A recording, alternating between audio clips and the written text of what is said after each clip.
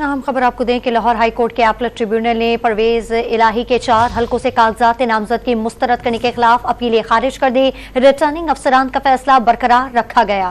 तफसीलात जानते हैं डॉन न्यूज के नुमाइंदे राना बिलाल से। जी राना बिलाल, अपडेट कीजिएगा।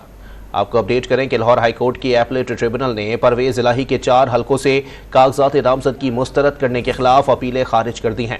रिटर्निंग अफसरान का फैसला बरकरार रखा गया है। लाहौर हाई कोर्ट के एपलेट ट्रिब्यूनल ने साबिक वज़ीर आला पंजाब परवेज इलाही के 4 हलकों से कागजात नामजद की मुस्तरद करने के खिलाफ अपीलें खारिज कर दी हैं।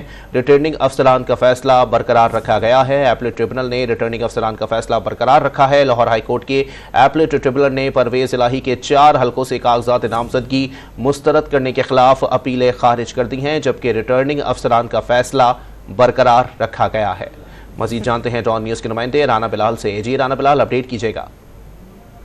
साबिक वज़ीर आला परवेज इलाही के 4 हलकों से कागजात नामजदगी मुस्तरद करने के खिलाफ जो अपीलें थी वो अपीलेट ट्रिब्यूनल ने खारिज कर दी हैं और ट्रिब्यूनल ने रिटर्निंग अफसरान का जो फैसला है उसे बरकरार रखा है। इसके साथ साथ मुनस इलाही के भी आरओ की जानिब से कागजात नामजदगी मुस्तरद किए गए थे। मुनस इलाही ने अपने वकला के जरिए अपीलें दायर की थी, उस पर भी अपीलेट ट्रिब्यूनल ने जो है वो फैसला सुना दिया है और आरओ का फैसला बरकरार रखते हुए मुनस इलाही की अपीलें खारिज कर दी हैं। इसी तरह परवेज इलाही की जो अहलियां हैं कैसरा इलाही, उनके कागजात नामजदगी भी रिटर्निंग अफसरान ने मुतअद्दिद एतराजात लगाकर खारिज कर दिए थे।